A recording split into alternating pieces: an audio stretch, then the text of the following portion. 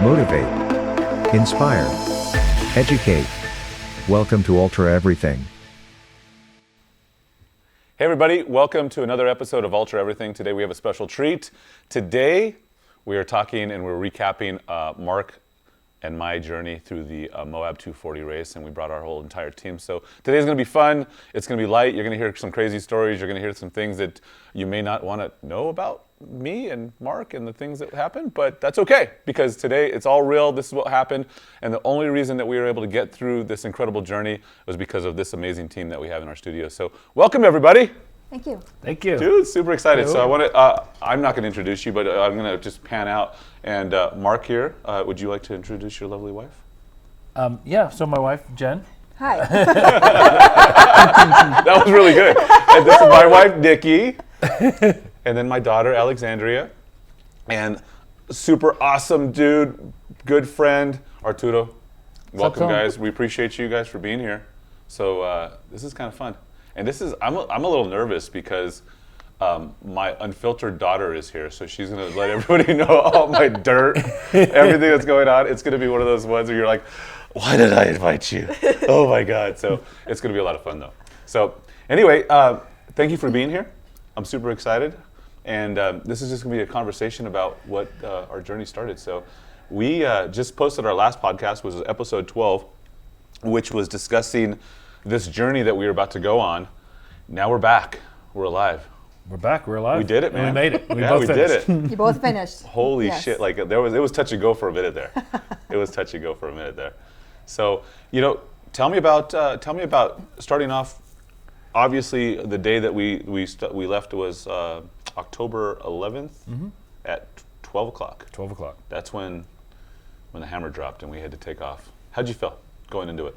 I was optimistic. I was hopeful that we'd be able to get through it. I was still a little kind of cautious, but it was warm to start off the race, so we just tried to slow down a little bit at the beginning, just to make sure we didn't overheat. But yeah, it was just knowing at the beginning of the race that you're going to go through some shit and go through some stuff, and getting your mind right that says, I'm going to do hard things for several days, and just kind of living in the moment and saying, okay, here we go. You know what's funny is every race, every run I've ever done, it's like the first mile, I look down and I see that we've only got a mile and I'm like, oh shit, I've got 239 more of these to go. It's just like the reality comes in and you're like, oh, what the hell did I sign up for? I don't know if you feel that way at all. I feel it at the beginning of the race, so I get very emotional, I think, before I start this, just knowing what... I couldn't stop you crying. I mean, you were just crying, sobbing uncontrollably. It was horrible. It's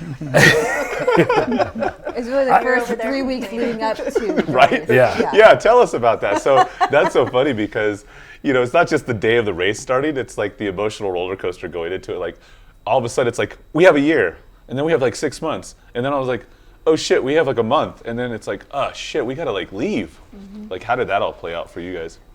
Well, from my perspective, Mark is a planner. Yeah. I'm a planner. As am I. As we all know. You all are not. I think we balance each other out really well. Yes. But, Mark was, going into this whole journey as prepared as he could be. He followed his plan pretty much religiously. I think you're 98% compliant, something like that.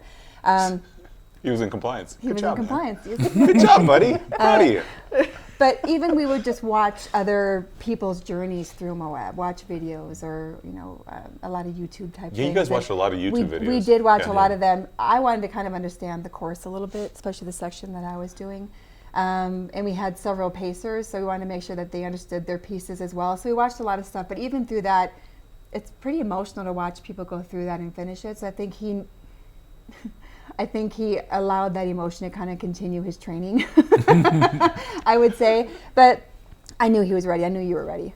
Right? What was funny about that, you guys watched a lot of videos and things come through and you're like, I'm sure the conversation, I was like, I don't know if Tom's going to do this because he's not following the plan. You know, I don't know if that conversation ever happened, but I text Mark, I'm like, so what are we running this week? He's like, I sent you the plan. And then I look at my email, I was like, he never sent me anything. I never found anything. He did. But He did. I don't doubt that. I'm just saying that I didn't see it. So. But to your point, we never thought you couldn't do it or he couldn't do it. I think you guys approached your training very differently. Yeah. And you even executed your 4.5, 5 days very differently, right? And that happens. But it shows that whatever approach you take, if you took a fitness first, strength training, weightlifting, he was very focused on getting the miles in and doing strength training in between that. So your guys' approach was completely different. So it was more like, how's this gonna pan out during the 5 days? Are they gonna stay together? Are they not? We know that your bodies might need to rest at different times. So I think your approaches on your training and your approaches during the race were different, but you both finished. You know what's funny is, I was just laughing at that because you were saying that training and there was, I don't know where we were probably 40 miles in something. He's like, so, do you think that the 500-pound deadlifts are helping you in this race or hurting you in this race? And I was like, oh, what do you mean by that, man?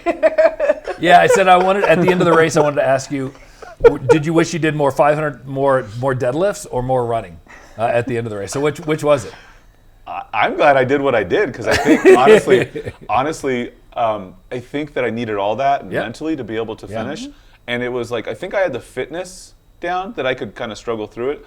But I also knew that I needed these other challenges that I had gone through to kind of bring that toughness at that time that needed to happen. So, because it was pretty brutal. So it was pretty funny leading up to it. Like, you know, I don't necessarily know if I felt confident. Like I was just concerned about a couple things. Number one, I was concerned about, I had this ankle issue for a while and I was concerned about blisters.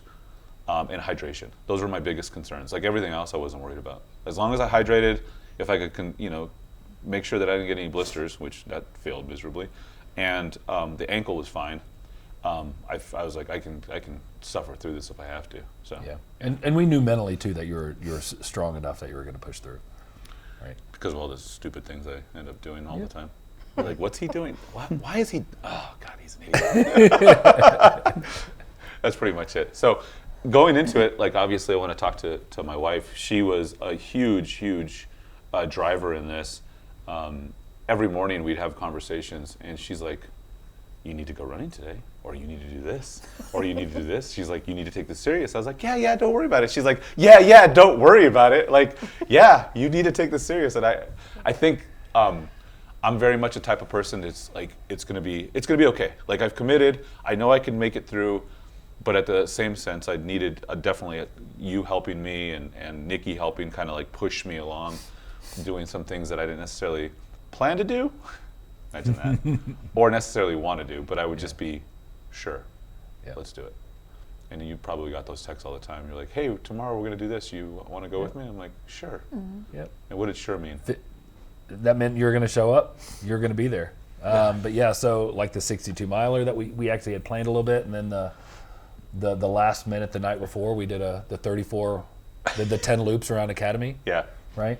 Starting at 7 p.m.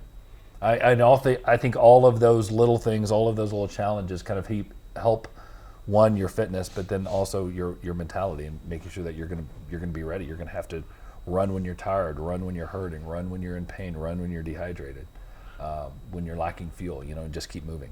Yeah, that 34-mile run, like that last minute night to go run that thing. It really helped my mental ability or mental toughness, because I kept passing that Taco Bell and I so wanted to stop for hours upon hours upon hours. Yep. Every time we got up to it, they're still open. Okay, good. Okay, they're still open. Okay, what time do they close?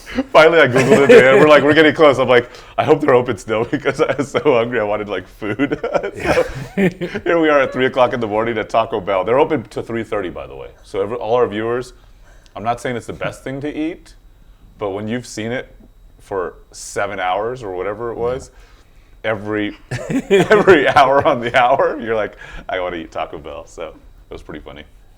Well, very cool.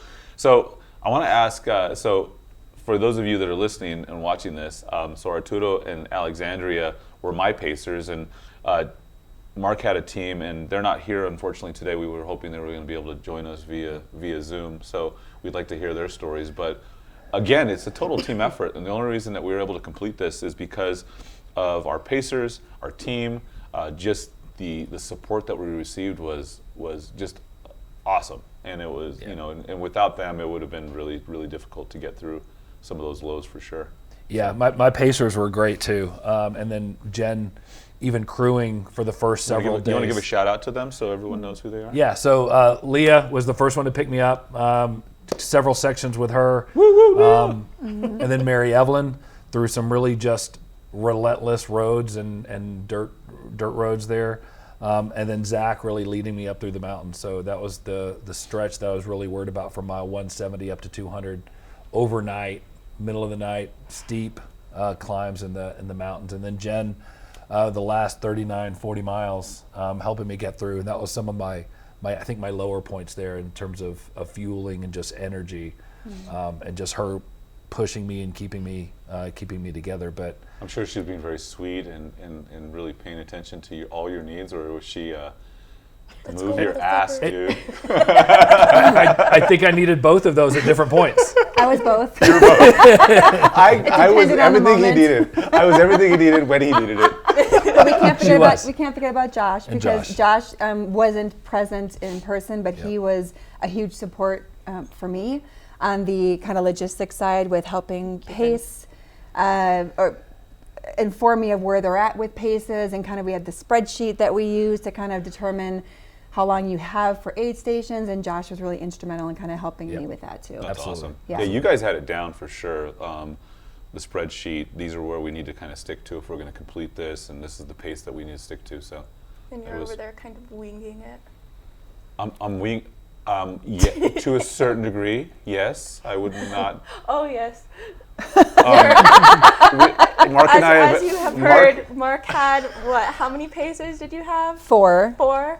It was me and Arturo, and we did like 50 miles each. You guys you did amazing. Like, Yeah, they did amazing. So that was a lot. So this is kind of cool to listen to, and this is something that I think will give hope. And I believe that anything that you guys do, it's all up here, right? Like we have the ability, and of course we're all healthy to a certain degree. There's no ailments, so that we don't have that against us. But it all came down to like mental fortitude at that point. And for Arturo and Alexandria to not only step up and be my pacers for some really hard mountainous miles and some different things that they had to endure, desert miles, just long and just long grind. They did amazing. Like the amount of miles that they put on, like I was nervous because I didn't want to put them through that. And they might have finished up limping, but not once did any of them complain. Like neither one complained. In fact, they were quite the opposite. The cheerleading was just absolutely amazing. And there was a time that we were in Hell Canyon through Pole to Geyser. That it was actually named Hell Canyon. And I was like, fitting. And Arturo was just like, come on, Tom, let's go, Tom. You can do this. Come on, Tom. Come on, Tom. Like, there was times where I was like, dude, I just want to like stop right now. And he's like, come on, let's go. Come on, Tom. And then Alexandria was the same way. She's just like, she always had a great attitude, and she, we're going through it. And I'm doing the zombie walk for a part of it. I'm like, literally asleep walking. Falling asleep walking. He was just like, I was like, do you want to rest? He's like, no. Do you? No. Do you want to rest? Do you need rest? Because I don't need rest. I don't know if you need rest, but we need it. Literally fell asleep. Oh, I called a recliner. Fell asleep for like 10 minutes, and he woke up. He was like, how many people passed us? I was like, no one passed us. We're okay. He was like, what? I thought I was asleep for like an hour. I was like, literally 10 minutes, right? It was like 10 minutes, not even. So it's so funny because there was a kind of a sandstone formation. It was a dry valley to 46, and man, we'd left Needles, so we were out of Needles for a while, and it was bad. I was so tired. Past the. We were the past Colt the rock, the Colt Rock as we called it, the Colt Rock with all the houses and all that. Yes. I was so sad I didn't get a picture of it. The polygamous cult. The polygamous Colt Rock. Yeah. It was, Did you think it was a cult too? I was like, oh yeah, I'm assuming. it's a cult. oh yeah, I'm assuming for sure, 100%. But we approached this sandstone area, and I was like, it was like the oasis of the desert, because I was like, this is the perfect place to stop and rest. And the sandstone had it literally, it was kind of an arroyo coming through, and then the sandstone had this kind of nice contour to it. And I was like, I call the recliner. We walk up to it, so she's like, whatever. So I go lay down, and I must have been out like in seconds, huh? Yeah, you were out immediately. I think I have a video of you snoring. You do have a video of me and snoring. you're just wakes up like literally 10 minutes later. He's like, "How many people passed us?" It was right before the murder canyon in the rock, which is up there. But he's like, "How many people passed us?" No one. We're good. And then eventually we saw some people behind, and we're like, "Okay, we can't get past. We can't get past. They can't get past us." Dude, like it's so crazy, like how much 10 minutes of sleep actually does for you. Like. Did you experience that? Like just a small amount of sleep, how refreshed you could get? I think I took that one dirt nap with you that night, the first night, right on where we had rocks there that we laid on. Dude, you were out and snoring quickly too. I was. That was really my only dirt nap. I laid down, I think, the last section or so and just never really slept. But most of the time I was sleeping in the car. So I had, again, to our different approach, you had a lot of those kind of shorter naps along the road, and I think I had longer stretches of sleep in the car and less of the dirt naps. Yeah. So definitely kind of different approaches. But yeah, going back to a little bit of a shout out to the Pacers, it is amazing how much of a difference they make in your motivation. You're just having a companion there, even if you're not talking, just you're going with a buddy, you're going with a friend that you can kind of lean on if you need anything. I think all 6 of our Pacers had PRs, personal records for longest distance they've ever went. Yeah, So Longest distance was 0 trading. yes. So it is Legit badasses, all of them, like legit. absolutely. Yeah, and we couldn't have done it without them. Couldn't have done it without the crew, and to your point, couldn't have done it without the Pacers helping you. And I remember that because Tom is a good planner, like you said. So he texted me like, I don't know how many days before? Probably, I gave you probably week and a half. Week and a half? Yeah, probably. And he asked me, do you want to go? And I knew he was doing that, but to 40 miles, just to think about that is kind of like insane, like, I don't know. And I've been running, doing some, workout, but never trained for something like that, especially going on the mountains or hikes, things like that. I'm more like on the road. So he texted me and he's like, well, maybe you could go with me like 13, 15 miles. And I thought to myself, like, well, that's a long distance, for me, So I'm like, I just thought about it and I'm like, yeah, let's do it. Why not? So, and then I told my wife and she's like, are you sure? Do you want to go? I'm like, yeah, I want to go. So, You were there. but then, of course, you've been running and it's not like you are sitting in the couch and then somebody's asking you to do something like that, But, going there, and see people doing that, especially we found a couple of guys that they were doing it by themselves, That's kind of tough, just to go in the dark, just there, Yeah. But, having someone there, I think that helps a lot, just. Well, and I can offer from I think our perspective, not to speak for Nikki, but the first 100 or so miles of whatever, when you didn't have Pacers yet.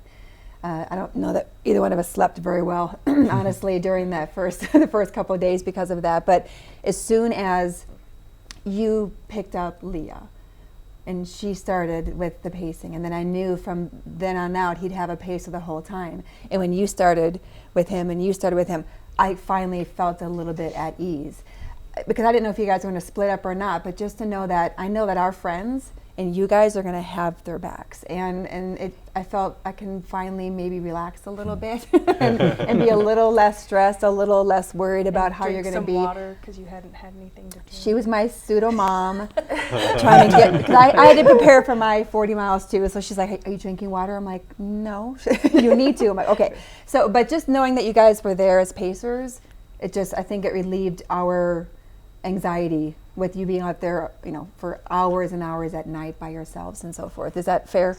It's fair. I think Yeah. as soon as he picked me up, though, she was worried that I was gonna die on the mountain. She was like, he's gonna have to like carry her or something. I was just It was the second, when you picked it up, did the second run, and it was in the middle of the night. That's when I was like, oh God, how's she gonna do that? I was like, this is more than she's ever done, and it was in the middle of the night. So I was definitely I was worried about both of you, just because it was so much, and I was thankful you guys picked up a second route, but at the same time I was like, how? I know. I think when I got home that first night after running like the 12 miles that it was on Shea Mountain, like I was like, oh my gosh, I'm already walking like a like a goon. And I was like, okay, well I gotta do it again. Gotta go another like 20 miles. And so that was. Yeah, that was 28, right, from Dry Valley to 46. 28 some miles. Yeah, it was 140 to 170. It was like 146, I think. 28-ish miles, Yeah, I thought it 28. was, yeah. Yeah. I should know that off the top because I plan so well and I know these things. I'm actually just impressed that I actually do the aid stations going into this. So yeah. So I love that because you guys totally helped get through and I appreciate Arturo stepping up so quickly because I was like, wait a minute. I think I might need some pacers. Like that might be a good idea.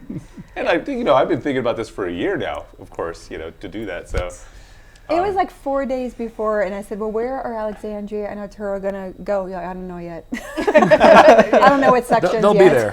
They'll be there to show what up. sections are they going to do like the day before the race? Oh, the day of the race. Where are they going to do it? I know. I think we were like, Arturo had asked me, he's like, do you know what sections you're going to do or what sections I'm going to do?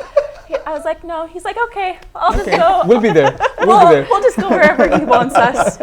But that's the difference because we had I found this guy on Insta, I think, that had a video breakdown of all the different sections, and I copied it and I sent it to all of the pacers. This is your section. You can research it. No, and we were just kind of like, well, yeah. we were Ours changed though too. We shifted Yeah, the last couple shifted. days on our end too because Josh, who was going to pace him, was unable to make it, so he was our silent partner, right? But so a shout out to Leah and Zach and Mary Evelyn because they went longer than they intended to as well, and they switched. We moved Zach into Josh's spot, which was a tougher spot. That was 30 the miles Pole of- Canyon, 30 miles right? of climbing. Yeah, so he wasn't, planning to do a 15-mile climb, right? Of his 30 whatever miles. So, Right. Everybody kind of shifted just to make sure we had coverage for you guys. Yeah. Yeah. No, it was absolutely amazing. It's so funny because I don't really like to know what I'm going to expect going into it. And I'll be honest with you, like I know that I need to. But I also know that kind of stuff, I think so many times people need to know everything and it freaks them out from doing stuff. And what my approach has always been, it's like, well, we'll figure it out as we go. Like commit and then we'll figure it out. And I know that's probably okay for some smaller distances. 240 miles, I will admit that's probably not the right approach. So the reason that I feel that we were able to get through it was because of obviously you guys did an amazing job with planning, putting all that together because it started making me think, I'm like, oh wait, maybe I should need to think about this a little bit more. Do you think I need maybe more than 12 ounces of water for the whole race? Silly things like that, So I appreciate you guys' planning. Well, and for me, when I plan like that too, I can kind of break it off into smaller chunks. So I know kind of what to expect when the harder parts are going to be, when maybe I can push it in terms of pace early on, knowing that we're going to have some harder climbs later on in the race. So that just knowing as much information as I can about the race just helps me kind of prepare. It also freaks you out, I've noticed. The he is freaked out about like, do I have the right clothes? Like I'm like, just figure it out. You're gonna be cold or you're gonna be hot. Like just figure it out. And he's like, I need to be perfectly dressed for the situation. I had clothing for every possible weather scenario. I didn't necessarily use it all, but I was prepared. But up until that morning, he's like, well, which jacket should I bring? I got 4 of them. Which shirt? I got 7 of them. Which he prepares. He does. It's so funny because one of the training runs we did one time we had done the Academy of Pain, and I think he did before like the sun even came out. I think he had like 4 costume changes. Like he's like, I'm just gonna go ahead. I'm gonna go ahead and do it. I was like, oh, dude, and I had a jacket. I took it off, and then I wore a t-shirt and shorts the rest of the way. And I was miserable, but it was like, all right. But he was like, I was like, how you feel? He's like, I'm totally comfortable. He's got gloves on. Yep. It was cold and it was windy, and I knew it was gonna, so I'm going to be uncomfortable running, at least from a weather perspective in a dress. I want to be comfortable. Yeah, you should in that. be. It's going to be hard enough just running 30 miles. I'm not saying my approach is good. I'm just saying that it's just funny because that's to my point is like sometimes like knowing too much gets you a little worked out and you get a little stressed out about like you know a little too much about it, whereas just kind of going as you go. So that's my always been my approach is like we'll figure it out as we go. Yeah. And I'm sure that stresses the hell out of my wife. Does that stress you out a little bit? Yeah. A little bit? All right. So I'd like to get Nikki's perspective because through this journey, I would say, hey, meet me here or do this, and we kind of make some plans. And I'm just going to put this out there. 240 miles is a long way. Now, granted, when you're in it and they have a car, you think, oh, it's going to be easy. I'm like, just meet me here. And like, just meet me here was like, what was the longest drive you had to do just to meet me here? An hour and a half. Hour and a half. Yeah.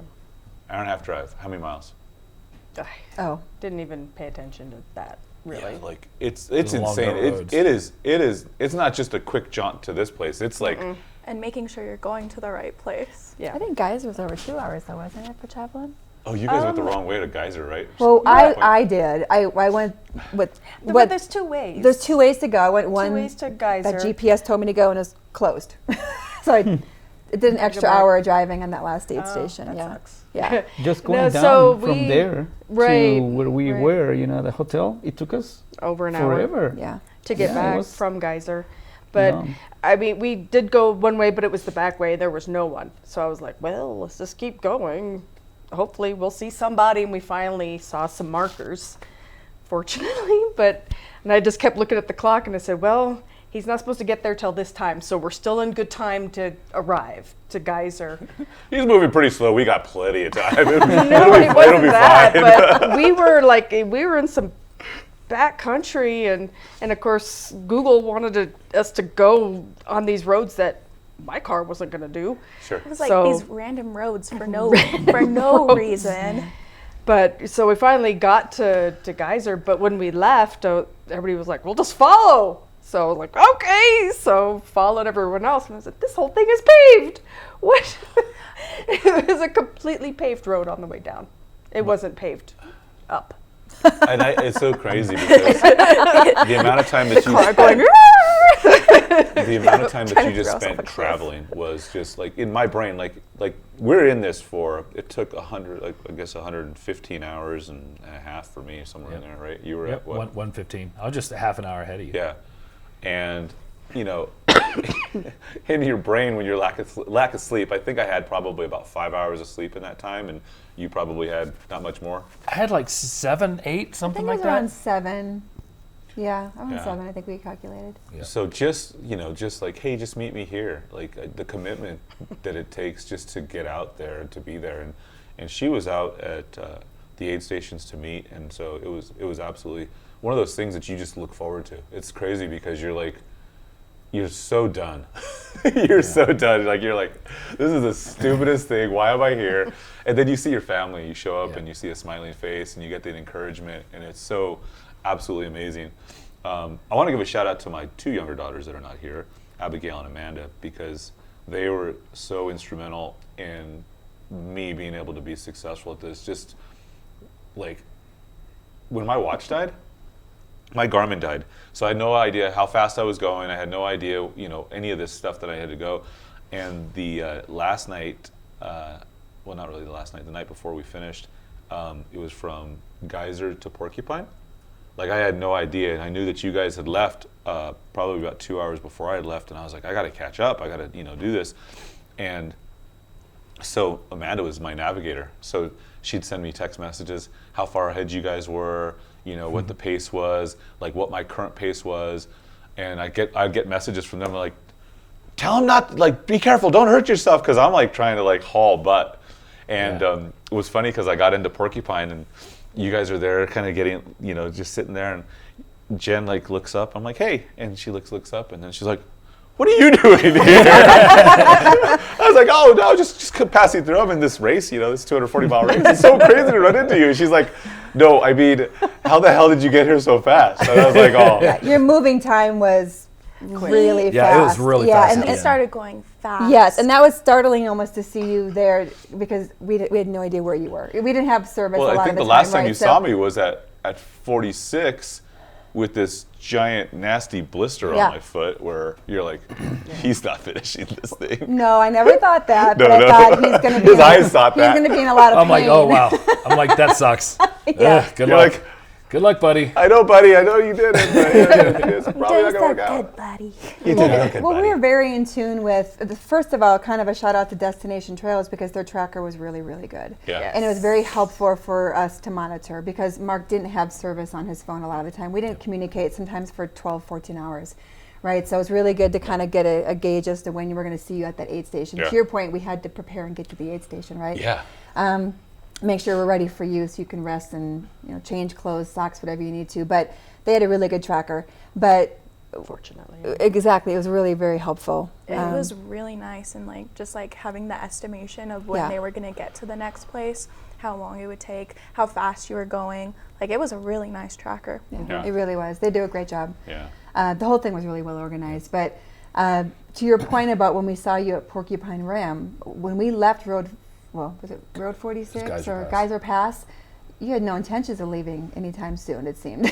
So we didn't. When you Oh, Road 46. No, it was yeah. So when you 46. caught yeah. us at Porcupine Rim at midnight or something, whatever it was, I thought he must have been going really fast, really fast. But I had been messaging Nikki saying, okay, we have the spreadsheet, right, just to kind of put some scenarios in there. How long does Mark really have to rest if he needs to? We wanted to try to bank some time for him. So if he needed to, if his feet were hurting or something else was happening, he could sleep an extra hour. So I was messaging Nikki saying, okay, here's some scenarios. So Thomas needs to leave this aid station by 2 a.m. and you can only rest 45 minutes here or there, unless your pace changed, and your pace changed. Yeah. You He caught kicked up it an into hour. gear. Yeah, it was crazy. Yeah. Yeah, you were supposed to be at that next aid station at Porcupine Rim at I think it was 10:45 or almost 11, and we were watching you, and your time got down all the way to 9:30. Yeah. It was you cut off a whole hour Yeah. off of your expected time by the tracker. It was quite amazing to see based on the amount of pain that you were in, right? I know you both were in pain for different reasons and at different times and stuff, but just seeing what you guys had to go through and kind of the mental fortitude and the grit to get through that physical pain was pretty incredible to watch. Leaving 46, I give a shout out to Arturo because he kept me focused. He kept going. He made sure he's like, hey, you have enough food. You got this. Let's keep going. He didn't stop. He didn't baby me, but he's like, oh, just sit and rest. He's like, no, we gotta go. Come on, Tom, let's go. Come on, Tom, you got this. Come on, Tom. The whole way, it was amazing. And I knew he was probably had paid and tired at this point too, because He'd never done that distance. he never done that. But thank God that trail actually got, because that first section from 46 up, that first mile, Yeah. I was like my heart just sank. I was like, if this is what it's going to be like the rest of the way, we are totally screwed, because it was bouldering basically. It was, and then it leveled out a little bit in the road getting up to Pole Canyon. So I thought that stretch was probably, except for that first mile or so, that stretch was easier than I was expecting. Yeah. But yeah, It was Zach. just a long, steady climb. Yep, Zach was through that same section with me, and especially once we left Pole Canyon, which is even the bigger climb, 5,000 feet and 15 miles, from mile 185 to 200. Zach was kind of up in front and kind of setting the pace, and every once in a while it was middle of the night and it was super dark out there. I mean, I don't know where the moon was, but it was pitch black. Yeah. And my headlamp kept going out, and Zach was in front of me, and I kept, hey, slow down. I can't keep up right now. But he was helping to kind of set that pace and help keeping me moving through that section too. Yeah. But that was a tough section to kind of keep moving through. Yeah, it was.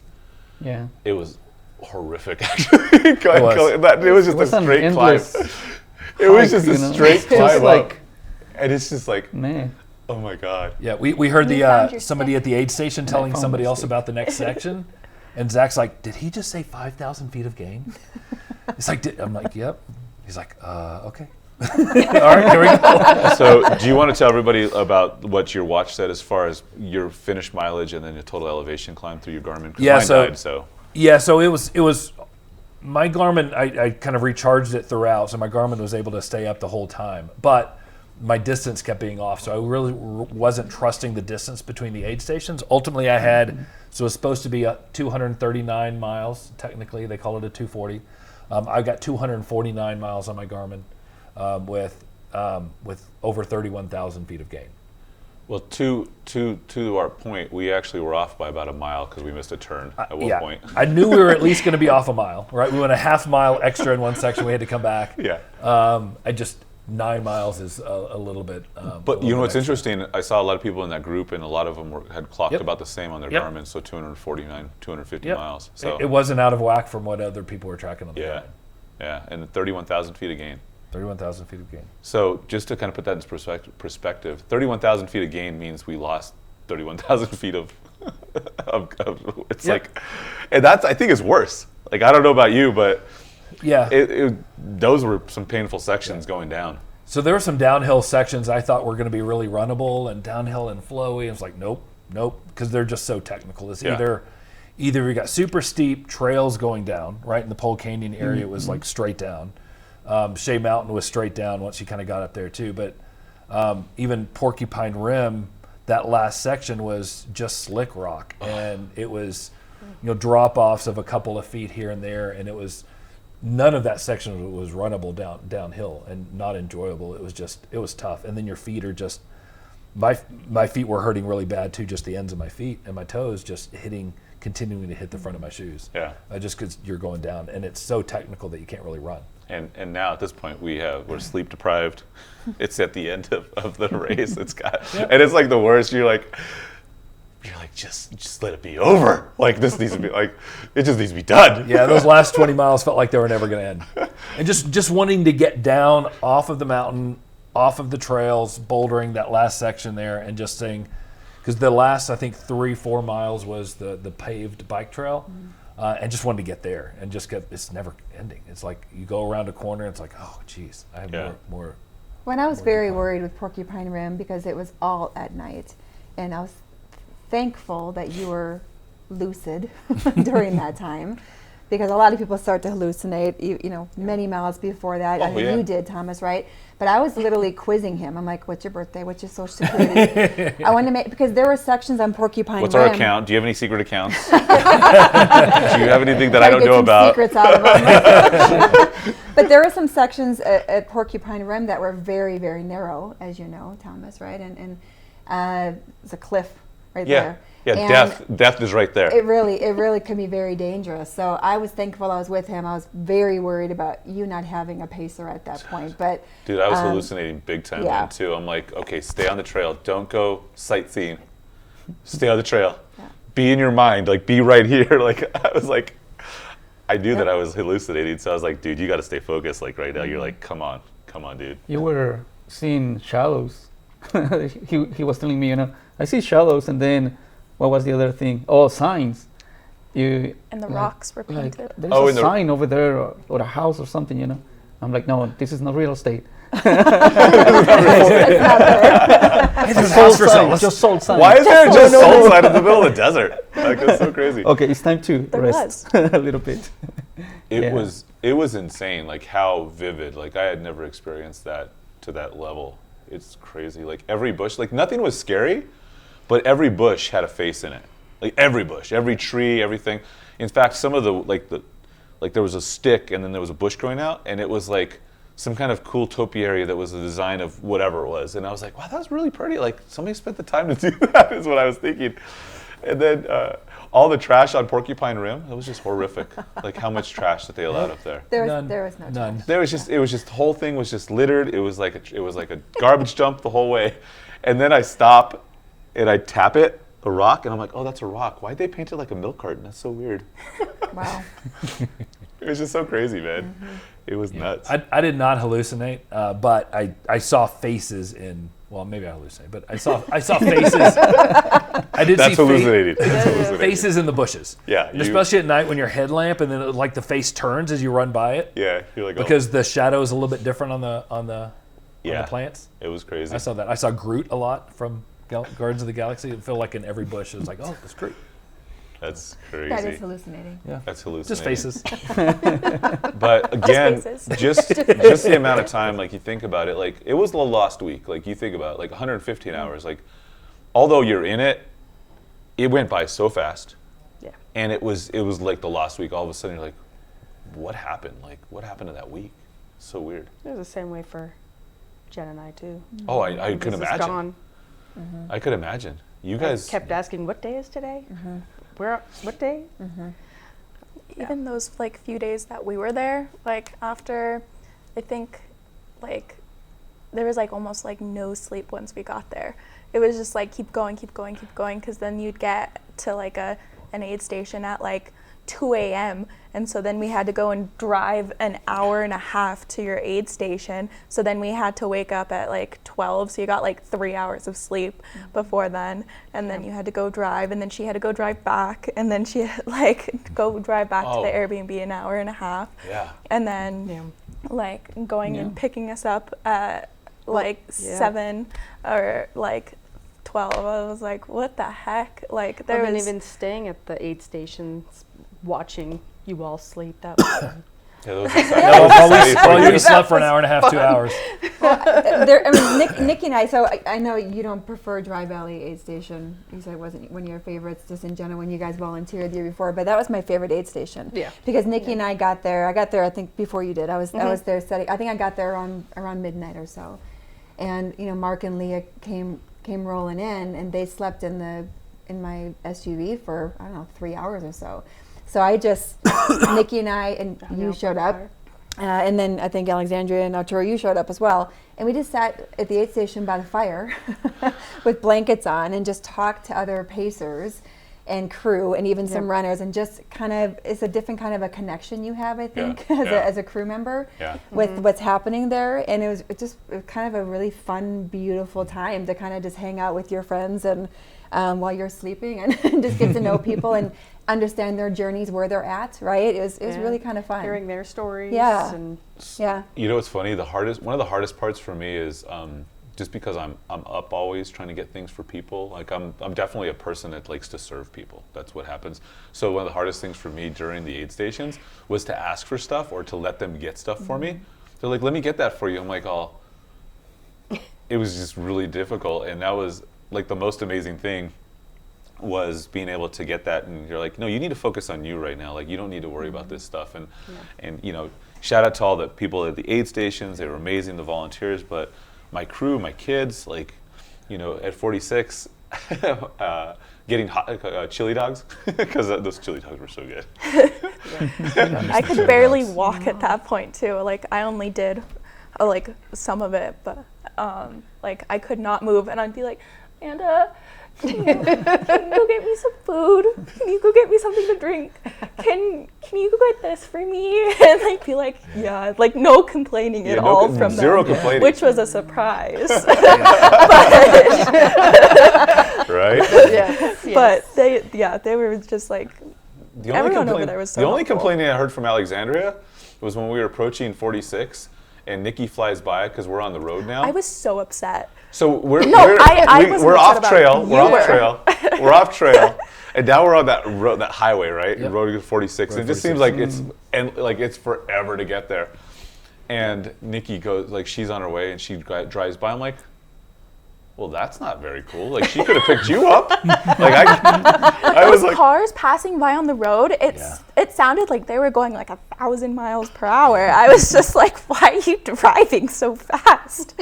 And they were, when Nikki goes by, honks, has With a food, hamburger. and she has food and drink. She has a beer. She's eating a sandwich, and she's like, "Oh, hey, we'll see you at the aid station." And Alexander's like, "Pick me up." no, I did not. No, you didn't. I was just like, why is she going so fast past here? It's like, But I want to kind of pull one of those threads that you talked about earlier. Is thinking about yourself, and I think in general, ultra marathons are it's a selfish pursuit, right? 100%. It is. You've got to kind of manage yourself, and even just training. I mean, how much did we train throughout this, and just this having the support of your family and your friends that allow you and allow us to pursue these things. But at the aid stations and through the race, you kind of have to be, what do I need, right? How do I take care of my feet, take care of my body, take care of that kind of stuff. So it is a selfish kind of pursuit, and you have to kind of, do that. But I'm just so thankful that I've got Jen and that you've got Nikki and your family to be able to support us through these things, Oh, It's 100%. amazing. Yeah, no. And the friends and people that I work with, I've got an amazing team at my office, and the text messages and the encouragement, I literally went off grid. I don't usually do that, but I knew this time I had to be 100% present in this. Thank you, Mark. Yep. We talked about that a lot with Thomas and I. Yeah, we spent a lot of time, and I knew that going into it that I had to disconnect. So going on the race, we do a daily call every day for the real estate company, and I told everybody, I was like, hey, this is my last call. I'm not going to be around until we get done. I'm just off. I'm off grid. I'm not responding text message. I'm not answering phone calls. I'm not doing any of that stuff, and I'm just going to be away. Because the first time you attempted this, Oh, the first time I was like, if you need anything, reach out. I'll be available. I got a satellite phone, all the things. And it did work out. That night, when Like you at had to be midnight. up at 6 o'clock in the morning to start a race, and you were still working. And I said, Yeah, and I didn't think about the hydration. So let's go to talk about that. I didn't have this great plan, but I did that part. I knew I had to do. I had to figure that one out. And what's funny about that, for me, is that section I knew was going to be awful. That first section going in, it took out a lot of good people. There's some good ultra marathon people. Yep. That were taken out because they. I was really surprised how many DNF'd in the first 4, 5, 6 hours. Yeah. Because that first 16-mile stretch was very hot. You had a big climb at mile 8, going straight up the hill to get it kind of out of the valley and over into Hidden Valley. But yeah, the hydration was really key, kind of starting off the race. You know what's funny about that is I wear glasses, obviously, and I have a prescription pair of sunglasses, and I never wear them. But I was like, okay, I'm going to wear them for that first section. And the way that it changes the light in your brain, it was sunny and bright. What I saw through my eyes was cloud cover, and it was cool and refreshing, and I didn't get hot, and it was the craziest thing. And I had talked to Mark about this at one point, and he's like, yeah, it kind of sucks. And I take off my glasses, and I was like, holy shit, it is bright. And I was like, I'll put these back on. But mentally, it's crazy. What you believe to be true is your truth. Yeah. And so, yeah, it was hot, but it wasn't a big deal. It wasn't that bad for me at that moment. Maybe, it got worse later on, but for a lot of people. Yeah. That first day was the hottest by far. And I didn't feel it. Yeah. I didn't feel that first section, and maybe it was being hydrated going into it, wearing the prescription glasses that made everything look cooler. I don't know, but mentally I was like, it's not that bad. Yeah. And I was surprised that people dropped because of that section. There were quite a few DNFs at that very first aid station. That was pretty disheartening to see. Yeah. I mean, all the training they did to get there, and Right. they drop at 16.7 miles is pretty tough to see. Ooh, that's tough. Yeah. Yeah. Yeah, for sure. I was, having them being my pacers and knowing the commitment that Arturo had made to be there and all this other stuff, there was some times where I would have to, you kind of search inside. You're like, can I do this? You're like, I got to at least make it to this section because they came out all this way. You've got to at least get there, right? You don't want to let them down. You don't want to let them down. You've got all these people supporting you that have allowed you to do this training, allowed you to kind of do all this kind of stuff. And Dude, the I got last thing pretty you want to whiny. do is have them travel. Huh? I got You pretty admit whiny it now. by Indian Creek. I literally was on the verge. I don't want to go. I wanted to be a 5-year-old or a 2-year-old having a tantrum because I did not want to leave. I want to just. Indian Creek was, Indian Creek was awful though. It was hot. It was super windy. It was that hot wind. Yeah, You guys, neither one of you dusty. slept very well at all. I know you tried to.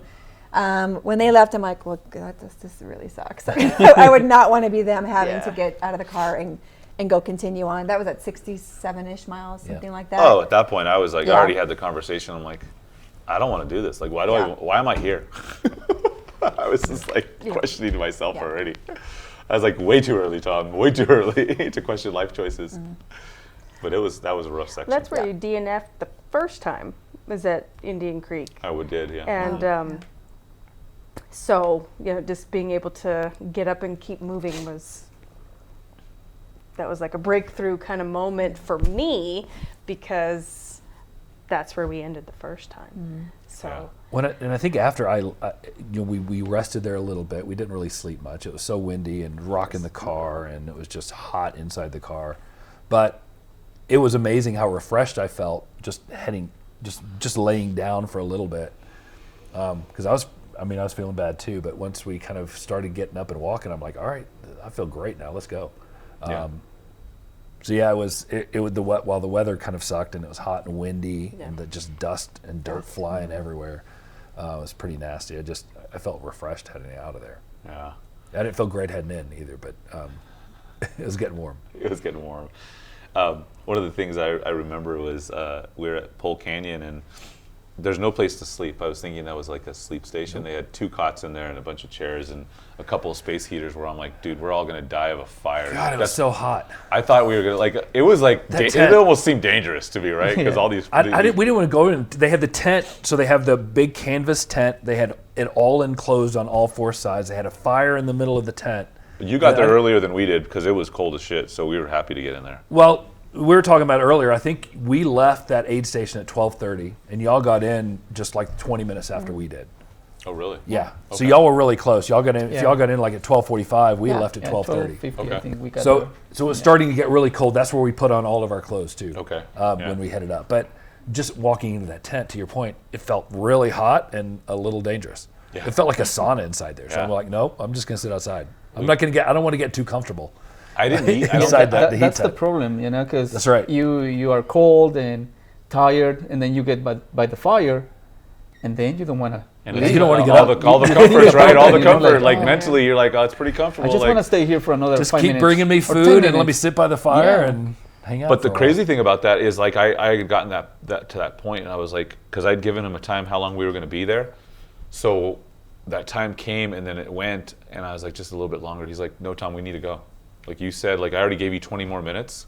Like we need to get going. I was like, you're so mean, Arturo. Yeah. But no, it was super important because he's like, we got to go. Yeah. But I didn't eat at that aid station. I couldn't eat at that point. while. I had 2 burgers. I had a I heard that. bacon I was burger with jealous. avocado. Oh, it was so good. They brought me one, Oh, and I had like a bite. The and then I Needles left it there. food? That's it. Oh. Yeah, so if we're talking about food, Needles was the best. Needles was the best aid station. Yeah. They were fantastic. So they Shout literally out to had Needles. they literally had so you walk so setting the scene, this is the middle of nowhere, right? Like, oh, it's There's all- Shea But- Mountain with the pizzas, they're pretty damn good, those pizzas too. so We're Needles talking about needles though. So Needles has like it's the middle of nowhere. The people at the aid station are literally camping there, but they've got these bistro tables that are With the set up. They have tablecloths? checkerboard tablecloths. wow. They had had all two. the drink menus. They had 2 menu boards They as had you candles. walk up. They had candles. Was it last year they had candles or this year? But they had like centerpieces with Well, flowers. they had like it was weeds, but yes. They were still centerpieces. Centerpieces. But you walk up, they've got the 2 menu boards, and they can we walk. get You for walk you? up there and say, "What can we get for you?" Take And they're your literally order. like at a waiter or waitress taking your order. And to your point, they've got like 4 different kinds of tea, and they've got cappuccino and latte and additives, and they Yeah. had Yeah. It was crazy. so they could like make you different like They- kinds they- of coffee. It They was took major was pride awesome. in their aid station. It That's the was second year that amazing. obviously last year they we did it were last there. year too. And I was like, So I had oh the my most God. amazing grilled BLT with fresh lettuce and tomatoes. The fresh, I mean, normally you don't get that at a normal aid station. And then a Nutella crepe with like caramelized sugar on Nutella top, like a creme brulee. Oh my God. I should have Holy Best food crap, ever. I think they ate better than we did. Oh, for sure. Oh, at Needles for sure. Yeah, Needles. Needles, Needles was great. I had the an most amazing aid amazing station. And then a Rice Krispie treat. I had a Rice Krispie. guacamole cheeseburger. Like there, it was the best cheeseburger, man. It was so good.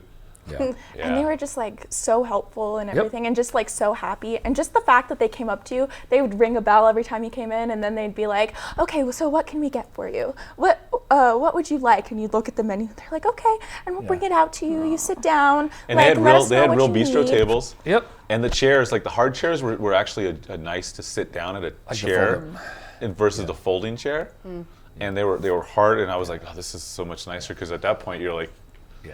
you needed that. So it was pretty. So we didn't always get good food. There was a couple of aid stations where I remember they had bags of pasta that were they already made the pasta and had it in Ziploc bags, but they would heat up the marinara. So you got a cup with cold pasta, spiral pasta, and then they would spoon over the hot marinara or hot tomato sauce That's so good. that would kind of sort of heat up.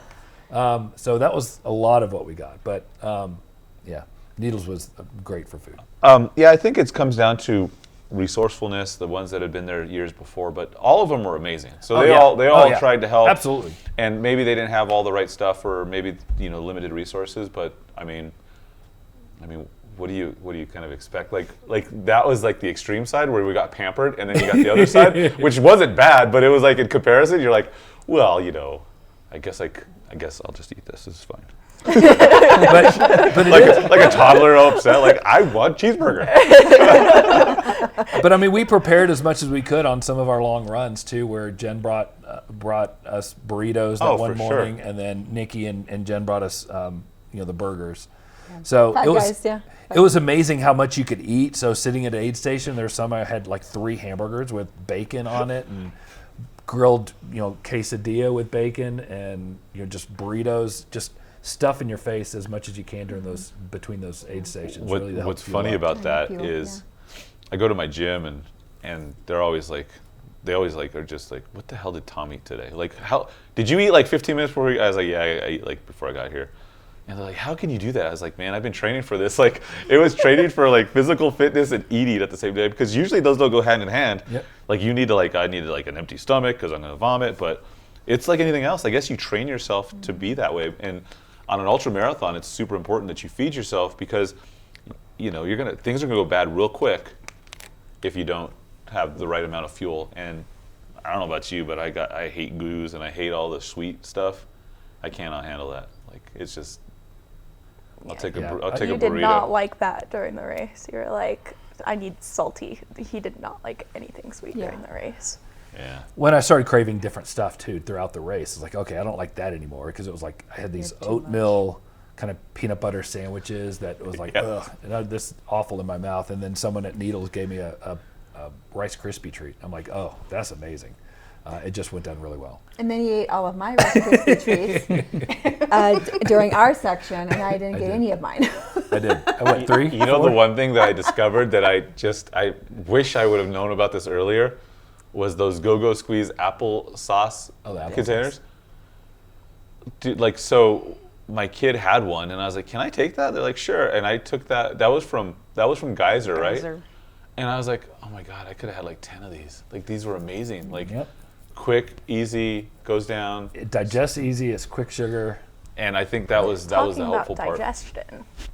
But yeah, let's shift to digestion a little bit, because one of the things that nobody wants to talk about is, healthcare, feet, making sure you're hydrated, all these other things. But the one thing that nobody really talks about is pooping in a bag. And I'm going to bring this out because they gave us bags, and they call them a WAG bag, right? Yep. And what does WAG bag stand for? What is WAG? Waste. Oh, waste accelerated gel or something like that. Disgusting. That's all I want to say. Disgusting. Right into the camera, a gym moment. Disgusting. Like, we need like disgusting, horrible, like shit in a bag. Like, And no. then put gel on it. sprinkle the stuff on it that turns it all to gel. Yeah, no, not cool. You gotta In dig fact- yourself a hole, put the bag inside the hole, squat down over the hole. And then you gotta like And pack it carry up. it. You gotta pack it carry and then it. bring it with you, like you're like you're taking your dogs Pack it out in, on a pack it walk. out. You Yeah, no. gotta like, carry it to that the was next station. that was tough, man. For a lot of people, not for me. Thankfully, I was we don't. I know that the medic had asked you if you'd gone to the bathroom, and thankfully you had. I'm Yep. glad they didn't ask me. They're like, we're gonna have to pull you from the race.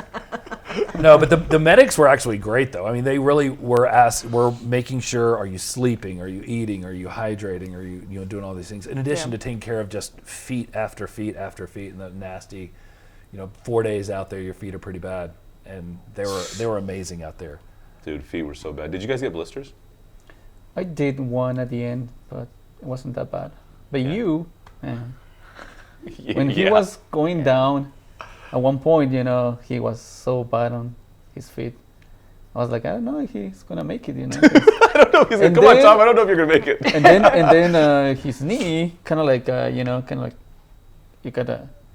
Oh yeah, that was through Pole Canyon. That was from Pole to Geyser, and we're going, and all of a sudden, like, we're going downhill. So there's a huge amount of climbing, but the down is really what got me. And at that point, at that point, I Digestion. digestion. It happens. It's what people do.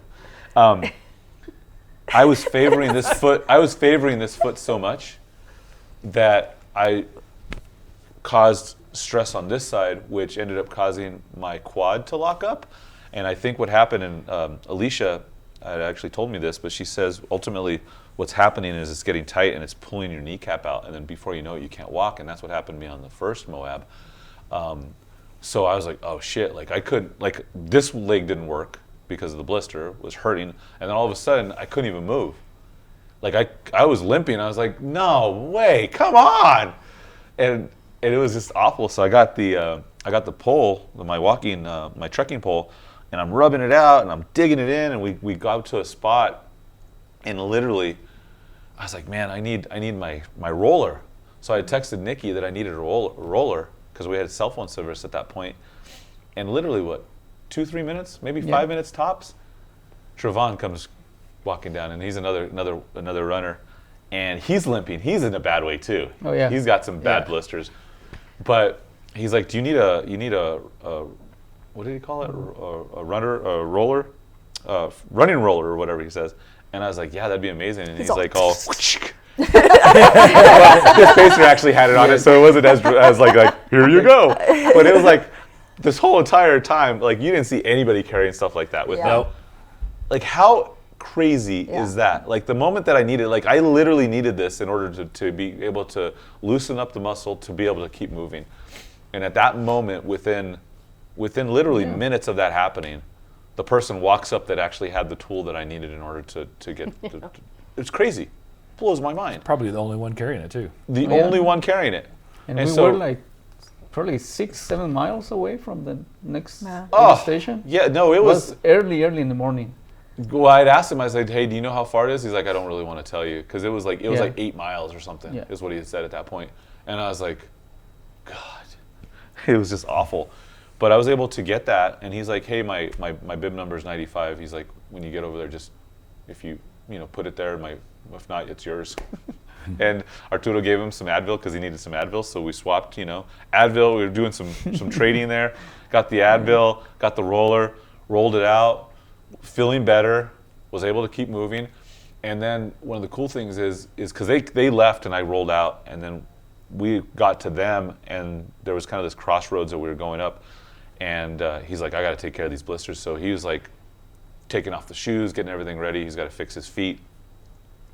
And then we keep going, and then probably a mile, maybe a little bit more than that. All of a sudden, you could hear him kind of coming, and his pacer was amazing because he's calling out things. He's just telling he's like run here, he's like turn here. Like he was calling out like these signals, which I had never heard anybody do, which was really cool.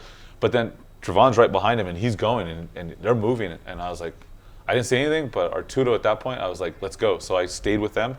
This energy that they brought gave me energy, and I was able to go, and then we got out of there because of it. And we actually crushed it from that point on because we were taking we'd see other runners. I was like, let's go. And like, it was like that energy that what David Goggins talks about, taking souls. Take souls. You're taking these souls, and every time you would do that, it would give you more energy. And before you knew it, we were going, and then that last section, I was like, come on, where the hell is this aid station? Yeah, we were doing the same thing.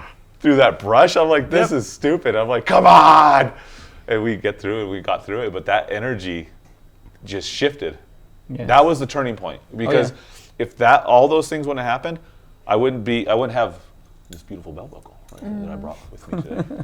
But that was turning point, and that was absolutely amazing. That was to Pole do that. Canyon.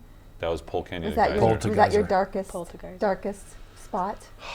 There were some dark spots, but that was probably a pretty dark Yeah. section. That was pretty dark. Yeah, It was for sure. probably yours too, right? You said. I think from how hard the course was, going up from Pole Canyon, climbing those mountains, and it just felt like it was never going to stop, and just felt like you're crawling up the mountains. So they're steep, narrow trails, middle of the night, super dark. Yeah, I think from a physical perspective and a mental, I think that was toughest. I think my lowest point from just an energy was the next section. My section with Yeah. you. The first, so the section that we did together was the last 40 miles. Yeah. And as you know, the first 20, before you get to Porcupine Rim, pretty uneventful. You're a lot of dirt roads. It's not very technical at all, but he was quite literally doing a zombie walk. And Yeah. he couldn't keep up with just a walking pace that I had. And I said, you've got to fuel, you've got to drink something. And I gave him all my Rice Krispie treats. he was so wanted. And he finally got a little bit of energy and he was better. But really, it was an issue he was having with his ankle and Yeah. shin at that point, that he couldn't bend his foot at all. He had a hard time walking. So they really kind of manipulated it at the Porcupine Rim aid station, which apparently was very painful, right? Oh my God, yeah. But they got him moving, and then that last 20 miles of Porcupine Rim, which is very technical, he was in much better shape. But I hadn't ever seen him kind of with that. He was almost wobbling when he was walking that first 20 miles together. Yeah. He was in pretty bad shape. Yeah, that was pretty bad. So, But once I hit Porcupine Rim, I had 2 burgers. I'd had some pain in my shin most of the race. you ate a lot of burgers. Did you lose any weight? I did not lose any weight. The first guy that go through Moab, he actually gained like 20 pounds, like 240 miles. Well, but that Porcupine Rim, I'd been feeling some pain in my shin most of the race. And then that last day, it really it swelled up from basically here all the way down to my ankle. And at that point, I could not move. I could not bend my foot like this. It was moving maybe a ½ inch total. Yeah. I could not flex my ankle whatsoever. So they started massaging it and then moving my foot in different directions, and it was just the most pain I've ever experienced. Luckily, it went away once they stopped, and then I saw you, got some Advil from you.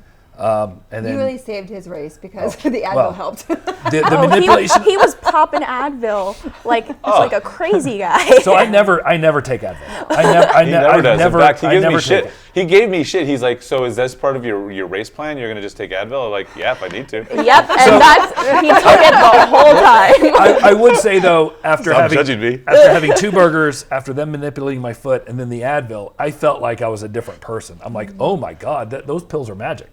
I was like, I should have been doing more of that. 'Cause holy crap, I don't feel any pain. So at least It starting helps. off, It helps. it helped him. It was amazing. It can go a bad way. Like you Like, I need to should be make doing sure that that you more. are hydrating like crazy. Like if you take that and you're dehydrated and you take Advil, you Yeah. can. Well, It's gonna be bad. And the medics were saying the medics don't give out any of that kind of stuff. But they're saying at this point in the race, you don't always want to take it at the beginning of the race because you still have a long ways to go. Yeah. But at this point, with just 19, 20 miles to go, yep, take it. Go ahead. I need it. I mean, honestly, if I wouldn't have had the Advil, the pain was so tough. Like even with the Advil, it hurt. But you were switching out Aleve also with the Advil. I was trying to. So I was you were trying not to to. overload Yeah. him with one specific. I was trying. Yeah, Yeah. no, I was totally trying to One do of the that. people But at the aid stations were like, well, I don't want to hear that you were taking Advil the whole time. She's like, it's not good. But then they saw my foot and they're like, oh, like at 46, she's like, come here, you guys see this? They're all taking pictures and they're like, I oh, think this there's is one bad. scrolling up there of it, right? I don't know. That's where he had both feet in the air. It was bad. It was pretty bad. But Yeah. one of the things that so when I left Geyser, I just changed my attitude. I'm like, I got to catch it. And it was one of the cool things is every single time that I'd seen you and then you had taken off, my goal was to try to catch you guys. We did that at Shea Mountain when I left. I was like, let's catch Mark and Leah. And like I'm barely able to move, and then before you know it, like she's like, "Come on!" And she has this insane pace, like insane. I'm like just trying to keep up with her. I'm like, "Dude, you need to slow down a little bit." Like, but especially the pain that I was going and uphill, right? It was mostly walking too. Yeah, but she's like she's a power walk. Like it's like we got up to like a 5 mile an hour pace with you when you were walking in one section. Yeah. It's already 6 It was- because she was yeah, 'cause tracking we it on were- the tracker. She's We were like, trying "Oh, to take souls. we were taking souls." We were taking souls. As soon as we passed everyone, he's like, okay, and then he could like start dying, but Right? Exactly. Like 2 minutes left to shoot. All right. We got a timer going off over there. that's a 2-minute parking. timer. That's a 2-minute timer. Oh. Oh, I didn't. Yeah, parking. Look at that. All right, cool. We got some interruptions, but we're going to wrap this up. But we can go all day talking about these things. But one of the things I wanted to talk about was from Geyser to Porcupine. Like I just had to like that attitude had to shift completely, like in my mind. And so I would probably say for the first hour and a half to 2 hours, my mantra, like I said this to myself, and if you would have heard me, you would probably thought I was a crazy person, but I was basically saying hard work, dedication, and I was just going hard work, dedication, and I was like, let's go, Tom, hard work, dedication, and I was like doing that to get myself going, and it was changing that attitude. Like that self-talk is so important. Like you can do this, like let's go, push yourself. That's like so good because when you got to Geyser Pass and once like we couldn't go anymore, like you were just like, oh my God, like I need a pacer. And I was like completely devastated. I was completely devastated that I could not go like another like 40 miles with you.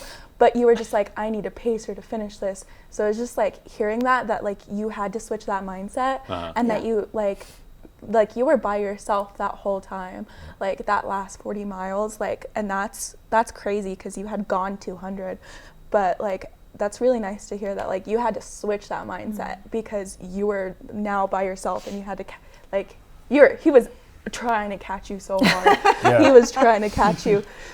It was, so that's really nice that like that last 40 miles you were just like, okay, gotta catch him, like. So those of you that know me know that I like to like make jokes or just like I'm always like try to be positive.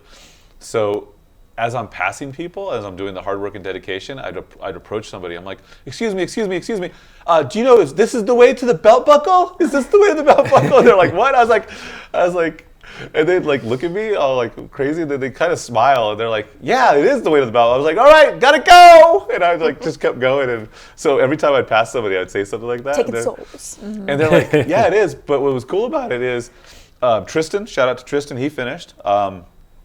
And I forget the young lady's name, but she ended up finishing.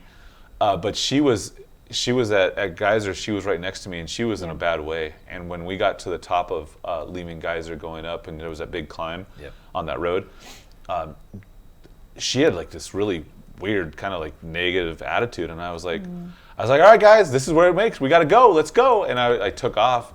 And I was trying to tell her, I was like, you are strong, you're powerful, you can accomplish this, like you can do this. Don't have any negative talk. And that's what I was telling her on the way up. And then I took off. I'm like, dude, I got to get out of here because I got to make this. If this is the time that I got to go. This is if I'm going to finish this thing. And so just the whole mind shift change. And then so when I saw you guys, I was like so eager to see you guys, and I was going to play nonchalant. I was like, oh, funny running into you guys here. Like I had so much fun with that. When I saw you take a double look, I was like, oh yes, mission accomplished. Because we're taking off at Geyser, we're checking the tracker. I'm trying to. There's video of me checking the tracker because they're wanting to let's go. I'm like, I need to see where Thomas is because you were behind a little bit, and we're like, he's going to need to rest, and he's going to get moving. So we're so happy to see you at Porcupine at Porcupine Rim at that last aid station. So I think we went into it knowing that we're probably not going to be able to stay together. For sure. So it was really kind of, as much as I wanted to stay with you and as much as I wanted to kind of continue that path, there was I needed to keep moving in certain points and you needed to rest in certain points. And vice versa. Yeah, right? so it was to that point of I didn't want to see him by himself that last 40 miles, but it's like if I don't go right now when I'm feeling I'm good. not going to do it. Yeah, this is my window. So sure. it's And I think we knew that going into it. And I think that was the important thing is like we had to, they were the right people at the right time for me to get me going. And if we would have been together and we didn't have them, like I don't think we could have given each other that energy, because we would have been like, stop whining. It would have been a little bit different. So, you know, this was a lot of fun. It was an incredible journey. You know, I always say, don't let your past be bigger than your future. There's always something to look forward to moving forward. And that's what I want to leave with people is like, guys, you have so much opportunity to do so many great things, do so many big things. But you know what? Sitting on the couch doing those things, you got to get up, you got to get moving, you got to do that. And I think my call to action for everyone is physical fitness is one of those things that's going to help you guys. I don't want to see any of my friends, any of my colleagues suffer as we get older. And yes, if I could give you a little bit of motivation that Mark and I were able to do 240 miles, if that helps you get off the couch and starts moving and gets a gym or do whatever you need to do, start today. Start doing all that stuff. And I think it's so important. And having a support system. What? What was Arturo's quote? Everything has a beginning. Yes. Yep. Everything has a beginning. Yep. Yep. And we're going to leave with that. So you guys, everything has a beginning. Hopefully maybe this can be your beginning for many of you. Thank you for spending time with us. Thank you for spending time and sharing your stories. Thank you for all your help. I want to say thank you to my wife, because without her, none of it's possible.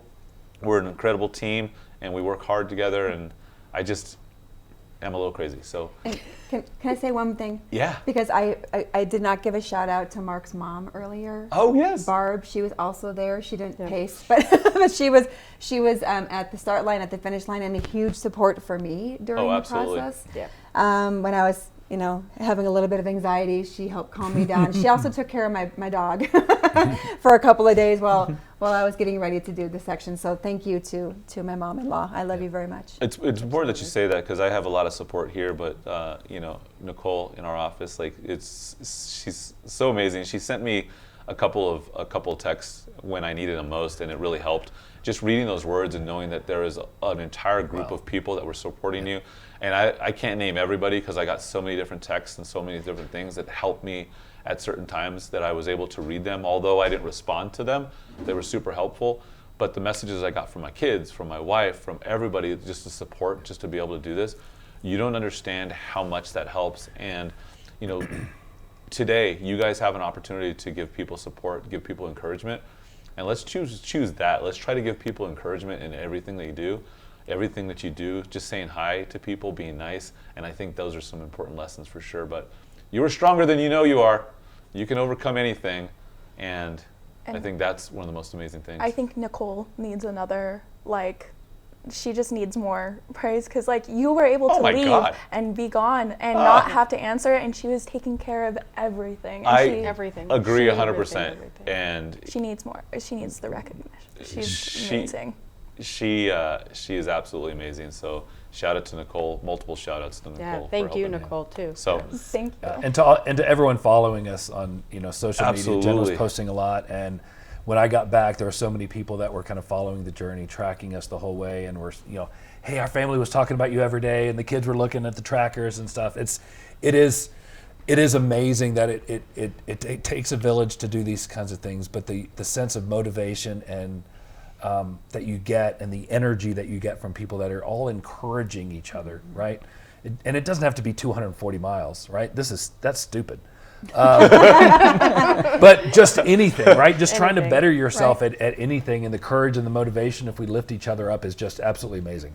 yeah, and to your point, I have this tremendous my gym family. They're absolutely amazing. Train for Warriors. You know who you are over there. The messages that you guys sent. Just putting up with me for as long as you guys have in my craziness. I appreciate you all, but it's necessary to be able to do all these things and having that support. So thank you to the family. Thank you to our friends. Thank you to the community. Thank you for everybody that followed us. We did it. We freaking did it. We did it. Holy shit, we did it. And you know what? You can accomplish anything you put your mind to too. So see you next time. See you guys.